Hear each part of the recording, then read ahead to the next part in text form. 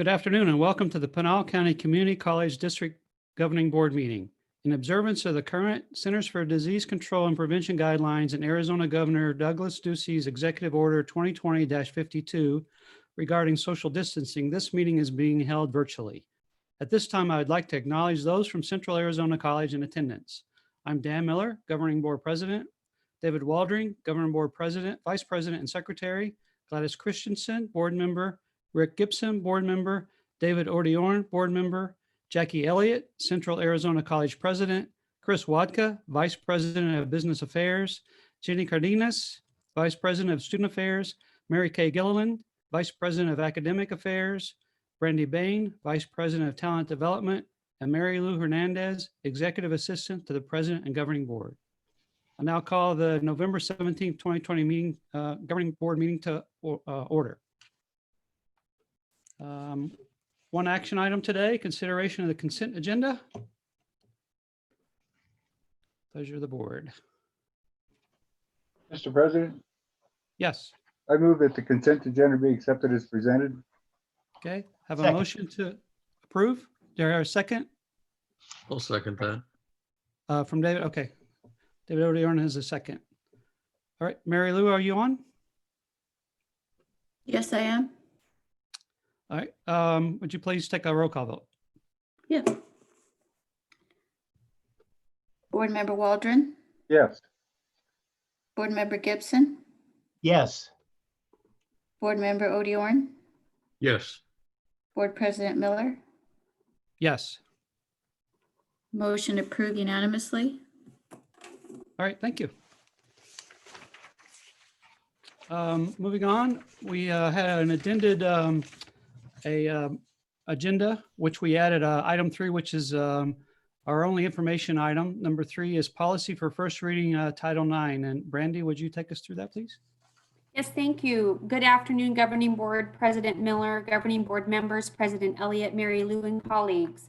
This afternoon, I present to you the first reading of the following policy, which is the Title IX policy. This is a newly revised policy based on the recommendation from last Governing Board meeting. We did a governance policy for Title IX. This is really for your review only, and I'd be happy to entertain any questions that you may have.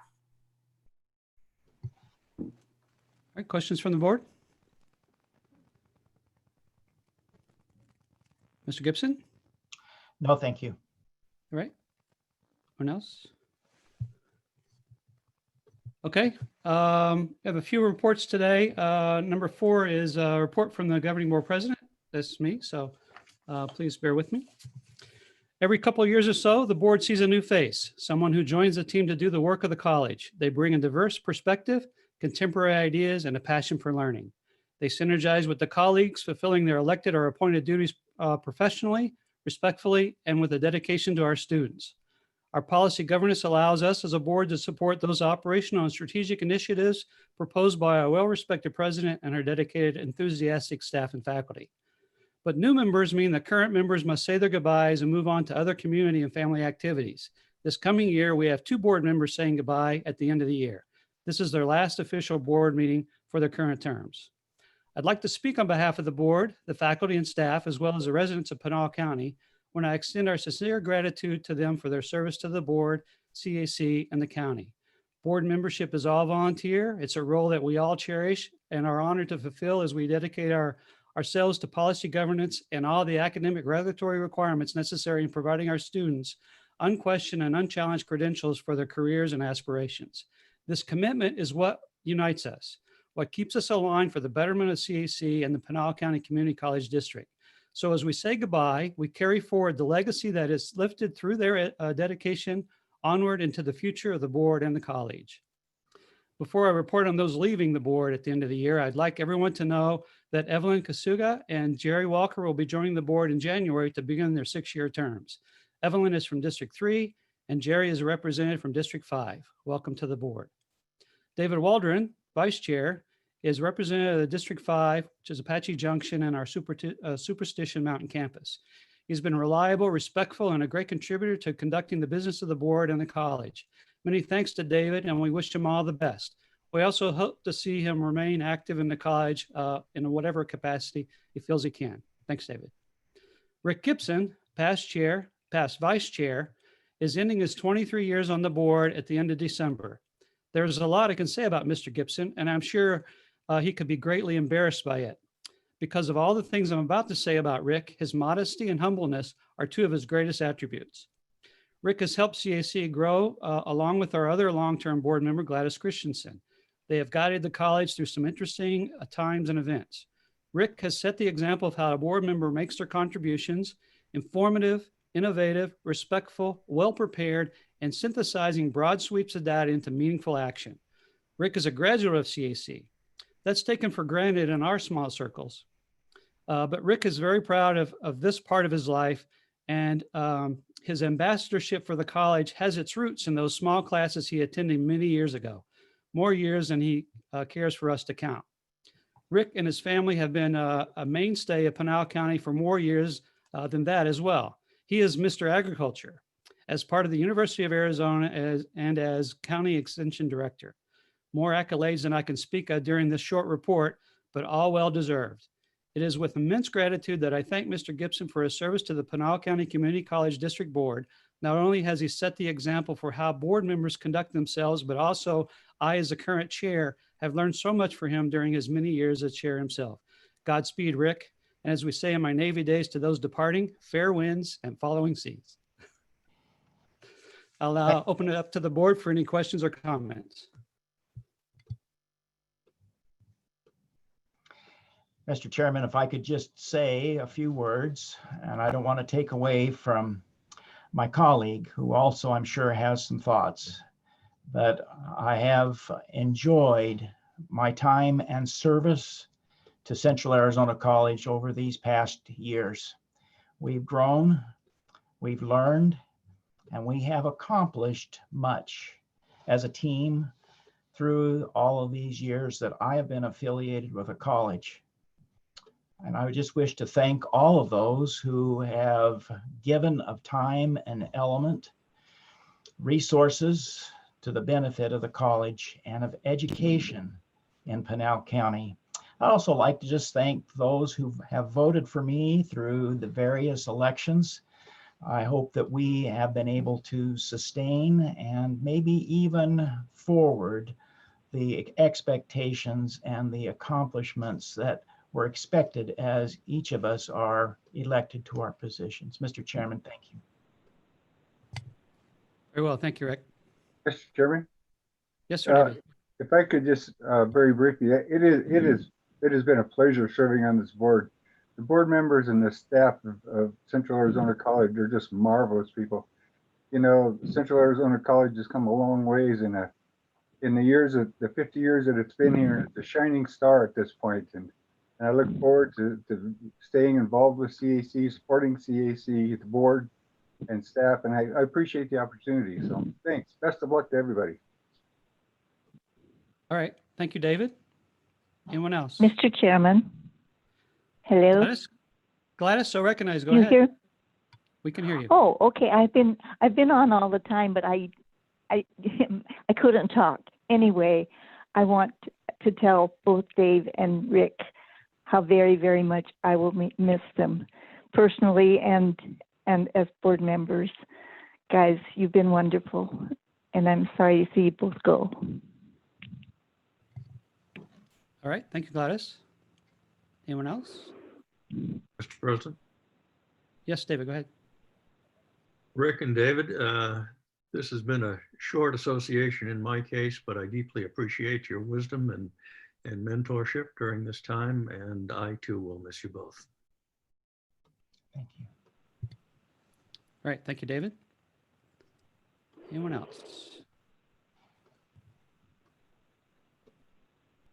All right. That concludes the governing board president report for this meeting. I'll turn it over to Dr. Jackie Elliott for her college president district update. Go ahead, Dr. Elliott. Good afternoon, everyone. Thank you, President Miller, board members, colleagues, and guests.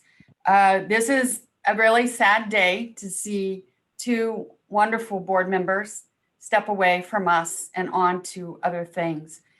I have worked under many board members in the past 10 years, and Rick and Dave are two of the finest that I have been able to serve under. And I want to offer my appreciation for your leadership, your support, your guidance, Rick, for hiring me, and your contributions to the college and our progress. And I hate to see you both go. I don't know who's going to help me with my plants now, but I know you're just a phone call away, Rick. And Dave, you're a mastermind at government, and we will miss your wisdom in those arenas.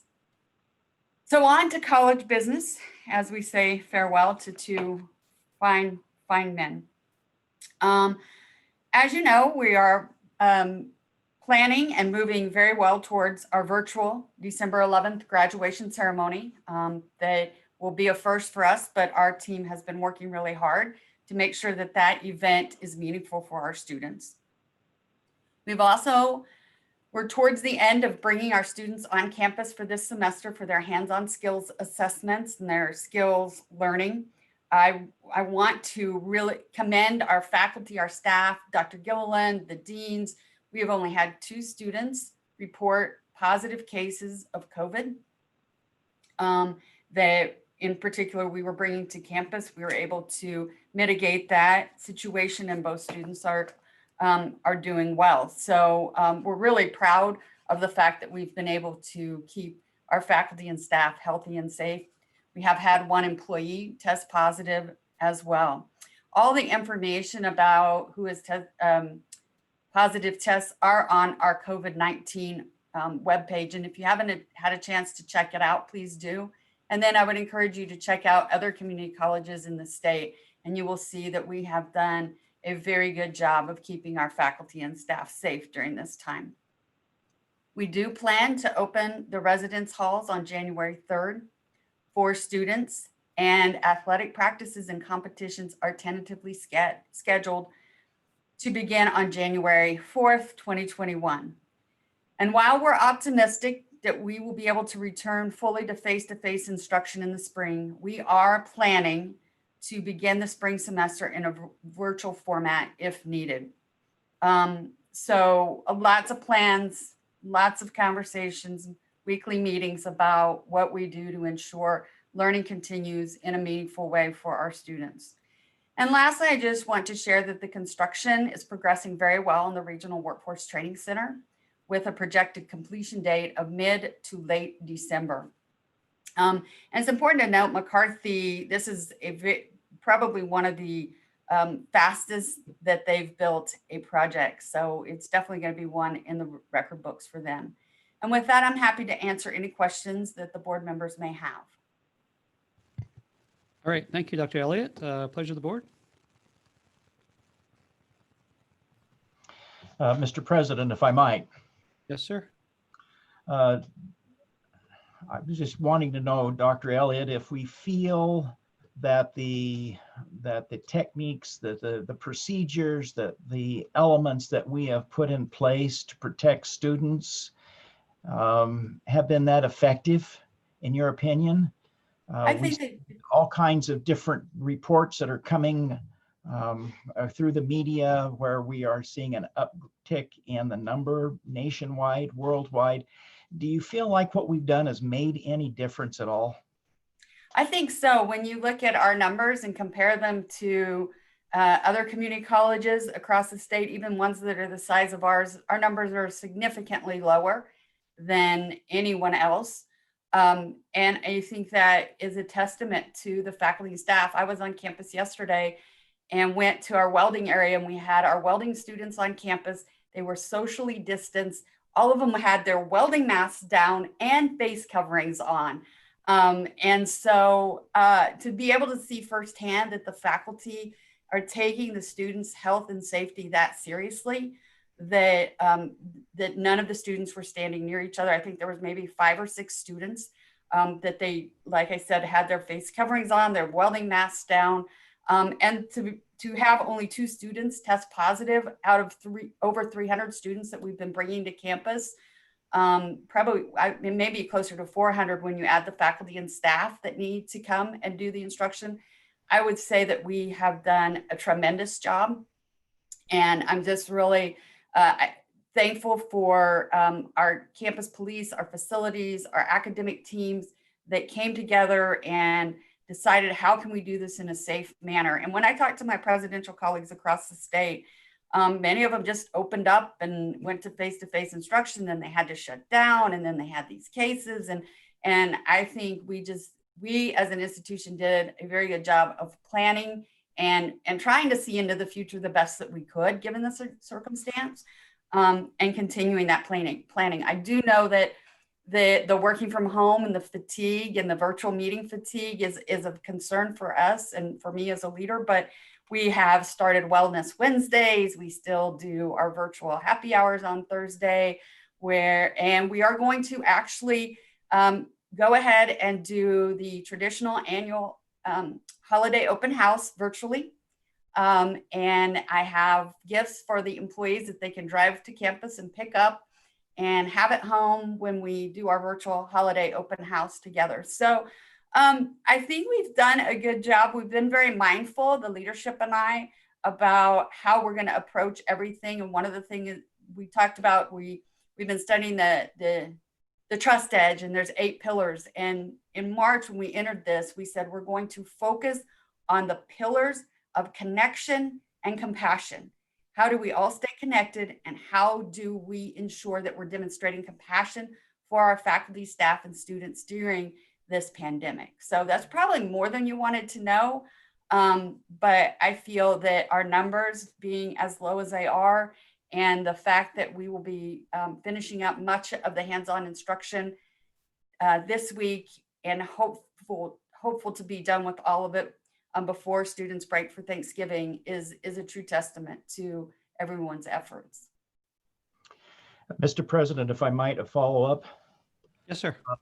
Mr. President, members of the board, Dr. Elliott, I thank you for that in-depth report, because I think the communities across the county are concerned about how we accomplish our mission, but how we do it safely. And I appreciate the insights on how we've been able to do it that way. Thank you.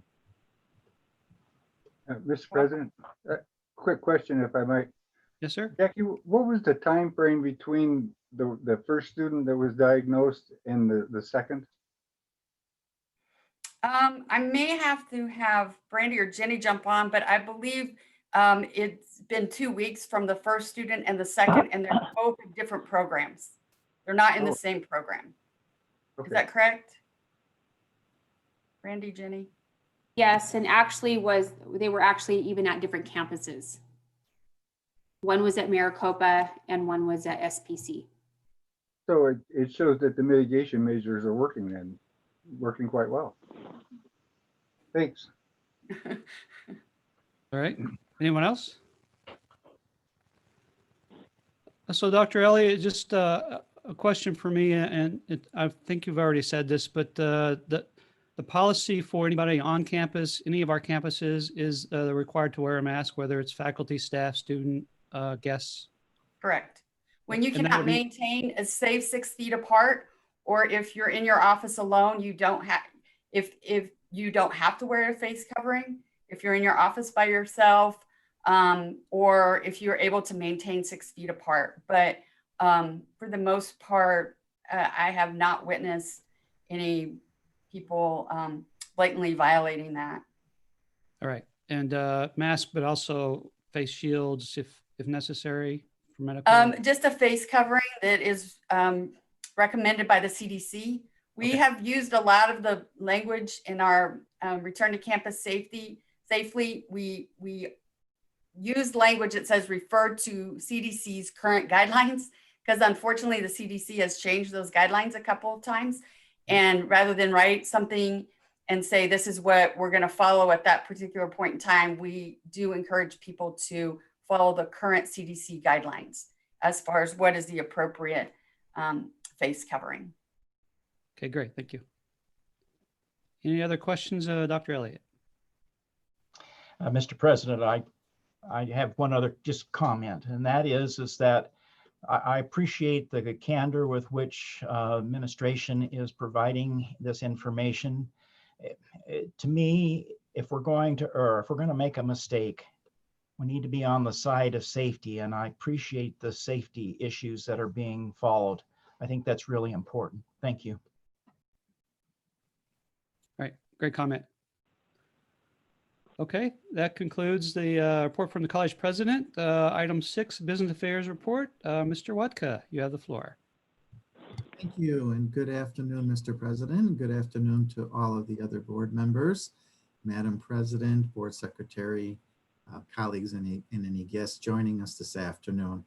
2 business affairs reports, the monthly budget and also the awarded bids. The first one, the monthly budget. In your package, you will see now these are results through the end of September, which marks the first quarter being completed now of the new fiscal year. And September 2020 shows the district's operating fund expenditures are at about 18.79%, which is a slight decrease of 0.3% from September a year ago, which was at about 19.14. So as you can see, no significant changes, expenses running relatively the same compared to the previous years. Revenues are slightly down. I'd be happy to entertain any questions that you may have for the first quarter's results. Okay, pleasure of the board. Any questions?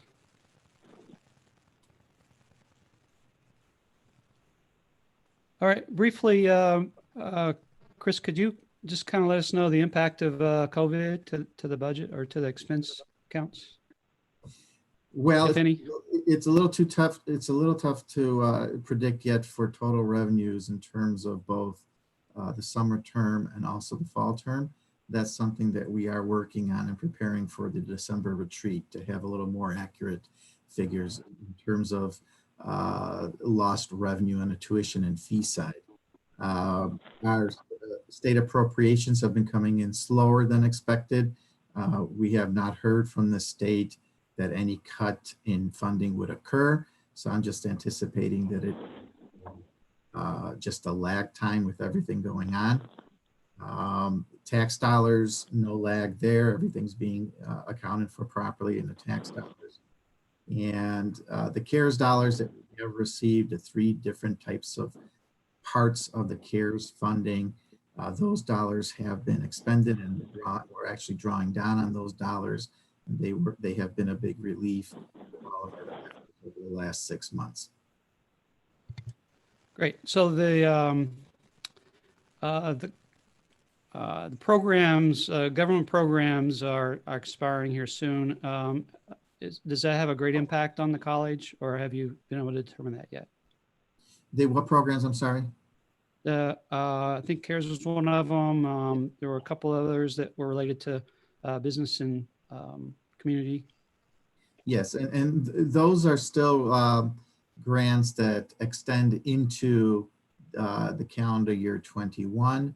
The CARES dollars run through the end of May of next year. So most of those dollars have been accounted for, and we are drawing down on them, and we anticipate additional expenses all the way through May of next year.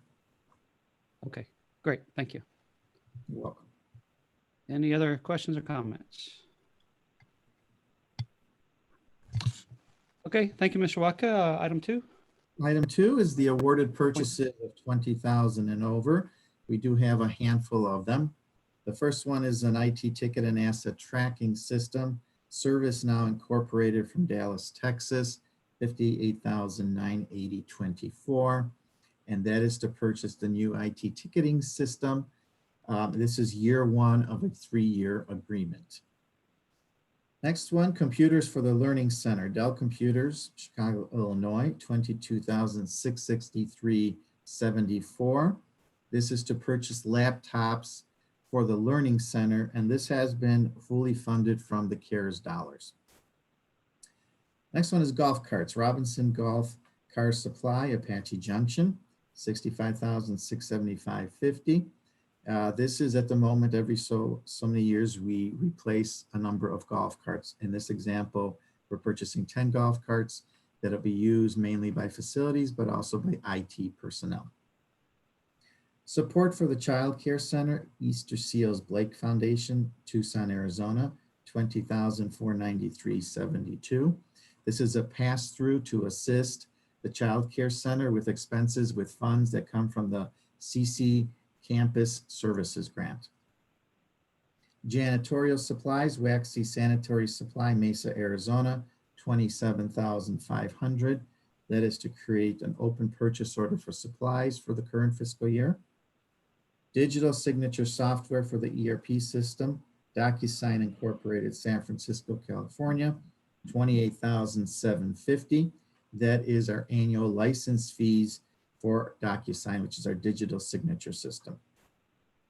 Security cameras for Maricopa campus, Netzian Technologies Group, Tempe, Arizona, $44,683.91.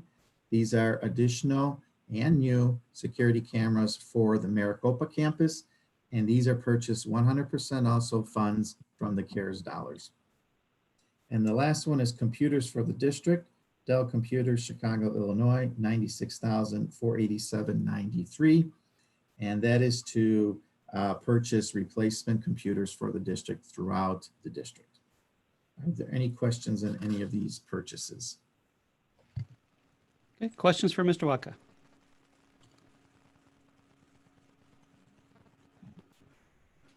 All right, I do have one just about the DocuSign line item. I know I've been seeing a lot of this because of COVID, but we were doing that prior to, right? This is just part of our normal business. You've just expanded it because of COVID? Well, we've expanded the use of it, but it is something, you are absolutely correct. We've had the digital signature software prior to COVID, but this is the annual renewal of that license, so we may continue to use DocuSign. Great. So the follow-up is this will be with us after COVID leaves. Oh, absolutely. Yes. Yep. Okay. I said after COVID leaves, so it's not an if, it's a when. The pre, during, and after. Yeah, exactly. Okay, on to thank you, Mr. Waka. On to item 7, monitor reports, Dr. Jenny Cardenas and Dr. Mary Kay Gilliland.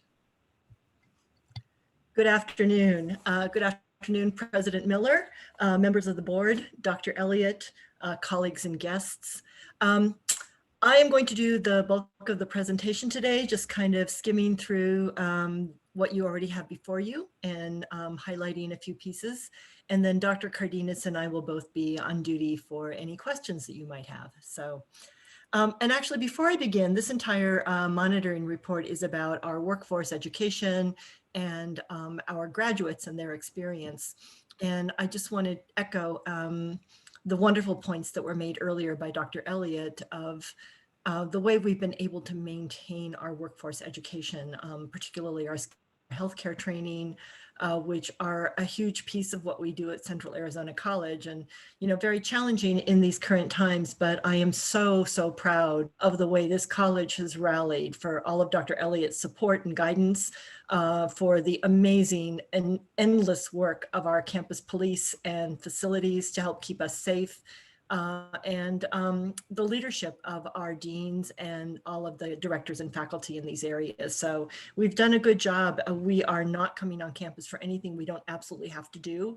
We're really picking and choosing, but we do want to make sure that these truly, frontline workers are able to get training and get out there for the benefit of our community as well. So it's a tough situation, but extremely proud of the college and knocking on wood and keeping fingers crossed that we get through the rest of the semester as well as we've done so far. So keep us all in your good thoughts. Okay, to the monitoring reports. If we look at, if we can change the slide and go to outcome 3, there we go. 3.1 is about graduate employment. Essentially, we've seen very little change over the last 3 years. The board has set a target for us of reaching 70% in our graduate employment, and we have met that and exceeded it by a tiny percentage. But overall, we've been very steady. And the fact that we've even been steady over this past year makes me very happy. In a sense, holding our own is in itself progress, I suppose, during 2020, which has been challenging in itself. We do have a goal of 60% of our graduates being employed in their area of study, and we have not met that goal. We have been trending about 10% below that, maybe a little bit more. And that shows all the way along that we've been, between 42 and 50 something percent, and our goal is 60%. So those are areas for us to work. One of the things that we do increasingly have at our disposal is better access to data, including a wonderful new data dashboard.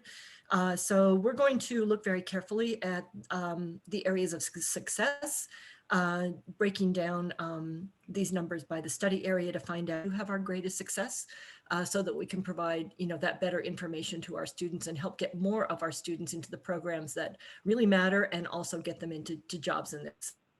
Definitely an important goal. Okay, if we can move to 3.2.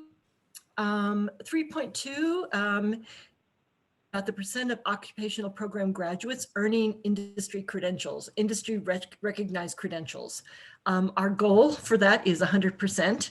And I'm very pleased to say that we're getting close to that. CAC has moved from the 80% to 90% range, holding pretty steady over the last year or so. And we are coming in really on par with the Arizona community colleges and a little bit above the national average. So those are pretty good statistics. We can always try for more. We would like to reach that 100%, but we have more and more programs that actually train our students for industry recognized credentials, which gives students a real plus going into the workforce.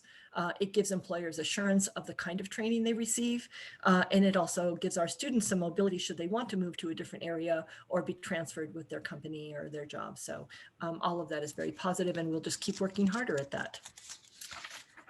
If we can go to slide 3.3, the next slide.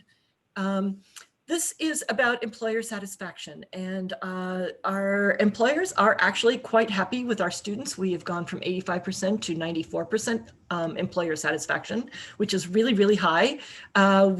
We did pass the goal that was set at 80%, but I think, going for 100% in this one would also be worthwhile, and I think we can get there. We have great partnerships in our community. We have a lot of communication with them, and overall we're doing well with our programming and with our students on the job. And I just want to share that I recently got feedback from our dean of the trades and health sciences, and she spoke specifically about some verbal testimonial that came to her from Casa Grande, Banner Casa Grande, who say that they really like getting our students because they come in extremely well trained and very professional. So we are actually the only group that they are allowing in for clinicals right now, because they trust us and they trust that our students are coming in with the professionalism and with some ability already. And we've been able to even help out during these difficult times. So nice little testimonial there. All right, and if we move to the next slide, we have the FTSE enrolled in the occupational courses, and unfortunately we are not where we would like to be here. We've actually trended down a little bit in the last year. We are aiming for a FTSE of 1,750 as the goal that was set for us, and we are pretty short of that. So we've got a lot of work to do in terms of getting those enrollments in, and that's a matter of doing, a better job of all of us getting out there and sharing information about our programs, getting students in. I hope that the success that we're having right now during this difficult time will speak for itself in the community and encourage our students to continue with us. So, but we're very mindful that that is going to require some additional work. Okay, and then I'm just going to mention a few of the highlights in terms of the recent and planned improvements. We're doing a lot of work in these areas to try to improve outcomes for our programs and for our students and on behalf of the community. So our planned improvements,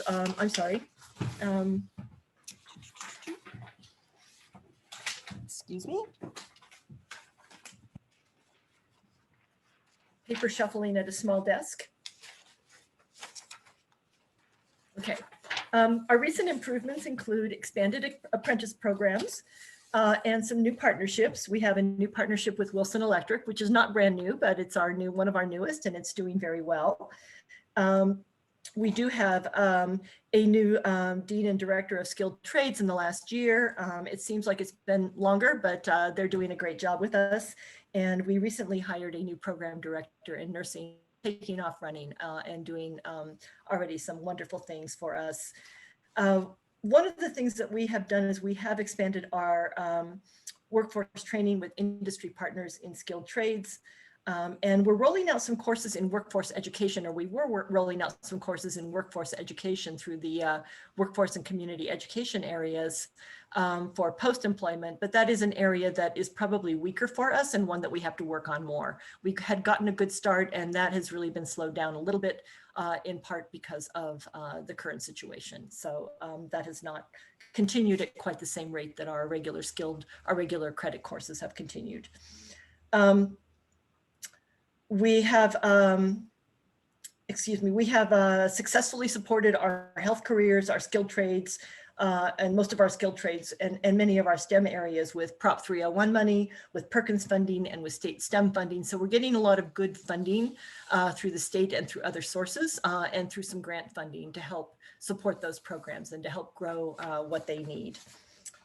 We are looking at a modified approach to doing our graduate employment survey. Again, that is planned. It was a recent improvement, but we haven't really taken off with it yet, sort of interrupted by COVID. So that will be on the horizon for going forward next time around.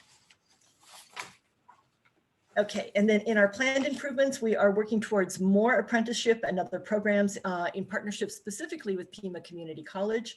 We're also working towards bringing on some short-term credentialing. And again, that's through a statewide partnership. We're starting a heavy equipment program with the Pascua Yaqui tribe, and that has gone very well in this early stages. We are exploring new programs in healthcare and skilled trades. And I'll just mention, it was partly in the recent improvements, but spills over to this, that we also have a new director of our farm tech program who has gone in and made some amazing curriculum modifications, shortened the term of the program, is reaching out and getting better partnerships. And so we see some growth coming in that program as well, just through the energy and enthusiasm and wonderful contacts of one of our employees. There is, as Dr. Elliott had mentioned, the Regional Training Center is under construction. That is not necessarily for us right away, but we believe that there will be great benefits for Central Arizona College down the line in that training center. And then we are working on developing processes to reach out to students with links to graduation surveys, again, getting more information about where our graduates are. And finally, we have just gotten a wonderful new dashboard, a reporting dashboard, thanks to our institutional effectiveness area. And we should have greater response data for all of these things so that we can better track where we're making progress, where we have successes, and where we need to do more work.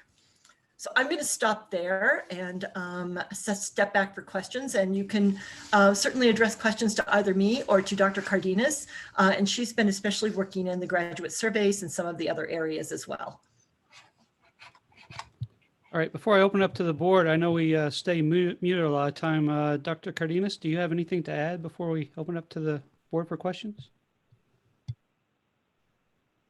No, actually, at this point, I think I'm good. Dr. Gilliland covered all of the different areas. We worked on the recent and planned improvements together, and she took the lead on this one, so she covered it well.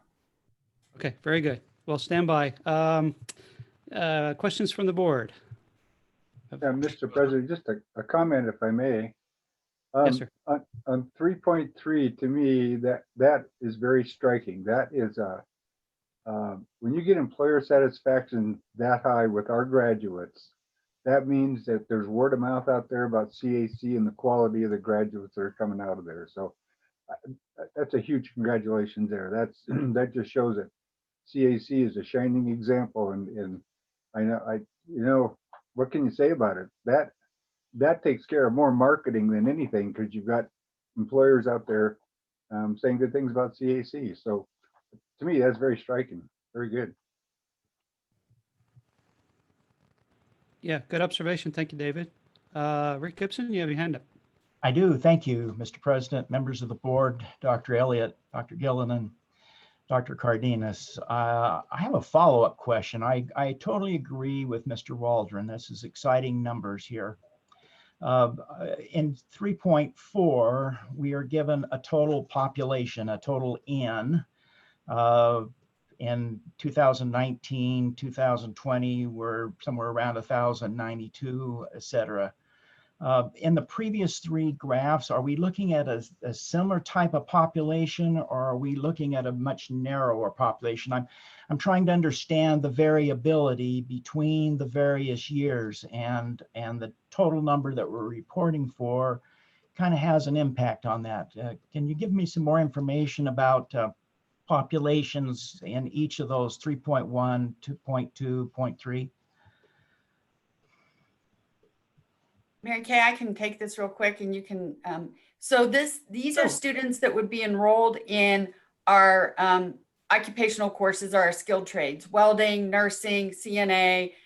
And I think the numbers, this is the number of hours that they're taking, which this might be a measure that we want to relook at, because we're looking at full-time student equivalents, but it's also feeds into how many hours they're taking. And we have done a really good job of it's twofold. Enrollment has declined somewhat overall at the institution, and that's just a national trend. But also, we aren't asking students to take so many hours within their programs of study.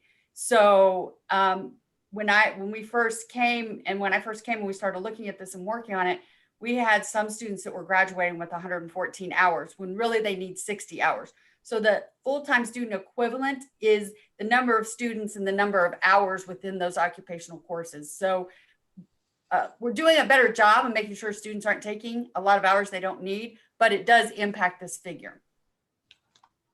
And may need to be revisited. It was part of the strategic plan initially, and I think now when we think about it isn't just necessarily enrollments, but our students leaving with a certificate in hand and getting employed and having employer satisfaction. So the averages, or what we're reporting on in 3.1, 3.2, and 3.3 are based on the same population levels? They're a little bit, yeah, oh, sorry. This figure in itself are just students enrolled in the skilled trades, the occupational courses. The graduate survey includes all of our graduates, or the employer satisfaction is all in graduates, and then percent of occupational program graduates earning industry recognized credential would mirror the students in 3.4. 3.2 and 3.4 might mirror each other. And then 3.1 is all graduates. Thank you very much. All right, thank you. Any other questions? Yes, Mr. President. David, go ahead. With regard to 3.1, it would seem to show that we have 30% of graduates unemployed, which I know we don't. What do we know about those other 30 that are not employed? I'm sure some are in other institutions of education, perhaps some retired, some in other places. Do we know anything about them? That's a great question. I actually do not know. Some of our students do come into our programs already employed, or in our part-time students, and they may continue with their work. They may be able to upgrade a little bit within their current employment as a result of the skills or the degrees or certificates that they have learned. And I'm just speculating here, but I believe that we may also have a number of people that simply are not reporting, so that what we're able to report on are those students who respond to us, the ones that we're able to track, and then the ones who are actively seeking new employment, that they're seeking it within our region. So it's also possible that some of them are going outside of the area. But I think that that's an area where maybe we could put some efforts into trying to track in additional ways. So, I also think that when we have some of our students who leave CAC and have graduated with a degree or certificate from us, they may not be finished. So they might have gone on then to a university and may not be employed because they're continuing their schooling in a full-time basis or that type of circumstance. So I think it's kind of a mixed bag of different things that are going on. And Mary Kay's correct. We definitely don't hear back from all students. It's difficult to gather the information, but we can certainly look further into that as well.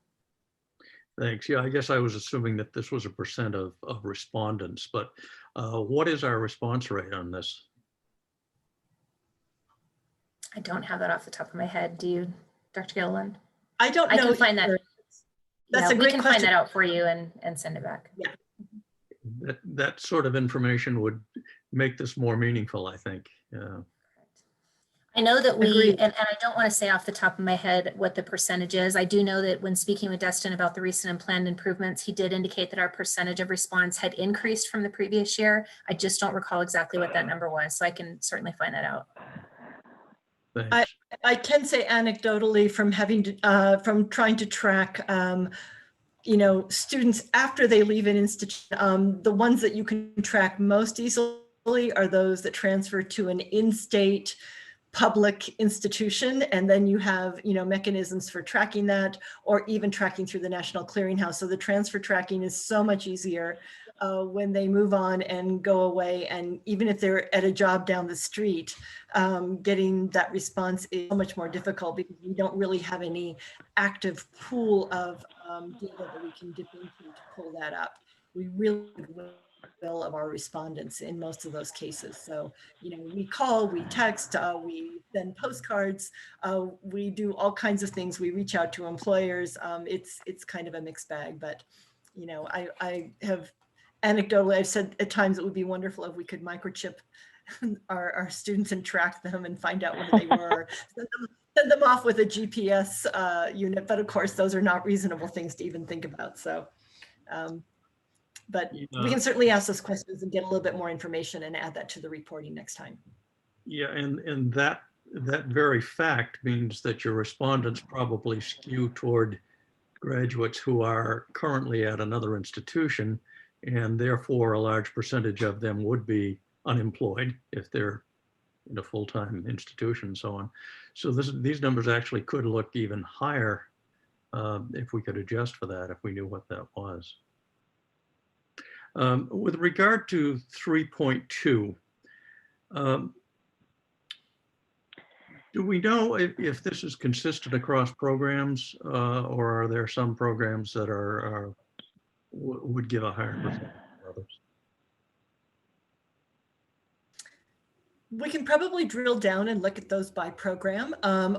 We are working very hard to bring all of our programs in the skilled trades in alignment with industry standards of some sort, because we just feel that that is it's an important benefit, and I think it's part of our strategic goals as well. So, but there are probably some that don't have those credentials. I know we have some workforce programs, some of our smaller programs, for example, medical assisting, where they can take, not entirely required. And so, there's some that where those requirement levels are a lower bar. So, but again, that's something we can probably drill down to. I think we have the ability to get that data now. So that's a great question, and we can look further into it. With regard to 3.3, I would echo my colleagues' comments on how impressive that is, but just another comment. I don't know that I'd recommend a 100% goal for that in the future. There's always that one student that we wonder why in the world they ever got through. And they'll tend to hurt this number from time to time, maybe 98. Something to think about. With regard to 3.4, I'm curious about the comparison to other colleges, because even though we're looking at rural colleges only, there are still different demographics, different employer bases, and so on. I'm wondering if that's a valid comparison. I can answer that. On some of these, we pulled rural community colleges because of the sheer number of enrollments that Pima and Maricopa system has, and to have a comparison. So the gray bar would be off the chart, if you threw Pima and Maricopa in there. So trying to find a way to get a reasonable comparison, because we don't have the enrollments that Maricopa and Pima do. So anything that's probably most of the monitoring reports that are tied to enrollment, we did do just the Arizona rural community colleges because of that factor. Thank you. That's all I had, Mr. President. All right, thank you, David. Anyone else?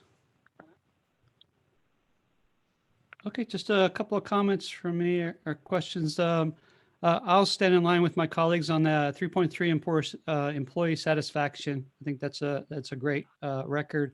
And in addition to Rick Gibson as an ambassador, our true ambassadors are our students who graduate and move on and really get the attention of the employers. And a couple comments you had said about our students being the only ones who are continuing on, I think is quite admirable.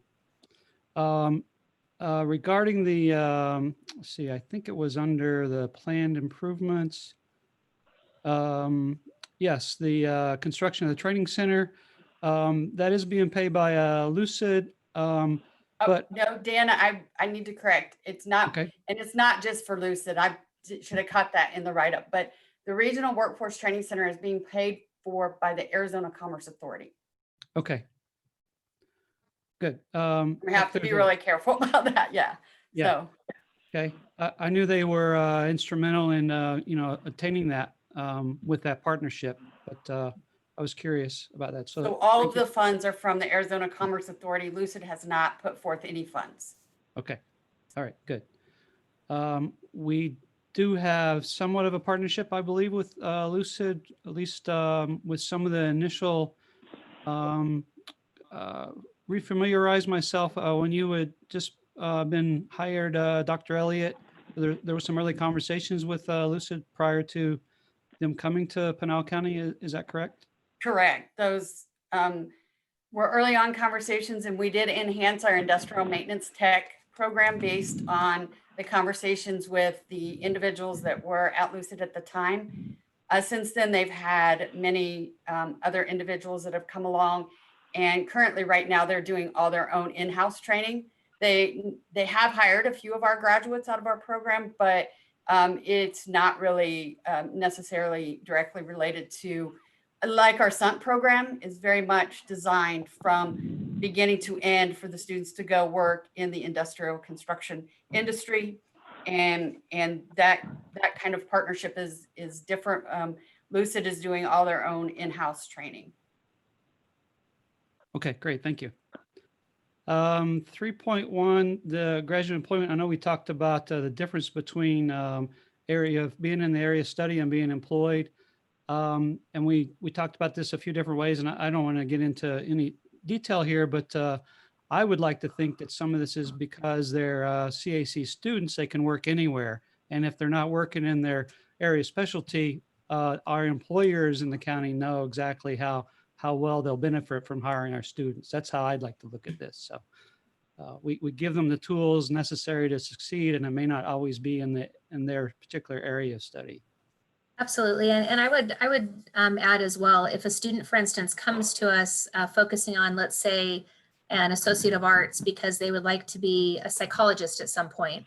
When they graduate from us, from CAC, they may have been very successful in achieving the Associate of Arts, and they may be at a university and they may be working, but they certainly wouldn't be necessarily working in the field of psychology at that point. So I think we could have many students who identify, no, I'm not in the field that I'm selecting.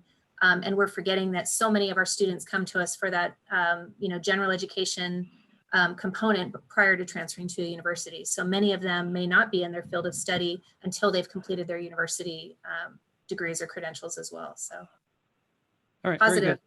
Very good. Yeah, great. And so the other question I had regarding that was, you mentioned it might help them get a promotion or move higher up the ladder with or move into a different role with their employer, their current employer. Because of all the changes and all, some of the employers may be eliminating a job and then allowing that person to continue in a new role, which we help help educate them into or give them the skills necessary. Is any of that part of the calculations here? Basically promotion or continuing where a job has been eliminated, but with the same employer? At this point, I- the survey, oh, go ahead, I'm sorry. Go ahead, Jenny. I was going to say, at this point, I don't believe the survey dives into those types of questions. It more is just looking at if you are employed, is it within the field of study that you've studied at CAC versus are you employed but not in that field that you've just earned a degree or certificate in. So it doesn't ask those questions at that point. Okay, great. Any other comments? Just the last one, you've been seeing the slides go back and forth. There's somebody back there doing that, keeping up with us. Every time we mention a item, it shows up. So definitely appreciate all that. And I don't think it was our intent to give you blisters on your fingers, but I appreciate you keeping up with us. It's been very informative. Very helpful. All right. No other questions or comments? This concludes all the items on the agenda. The next governing board meeting is scheduled for January 19th, 2021, next year. We'd like to thank everyone for attending our virtual meeting. This meeting is adjourned. Thank you.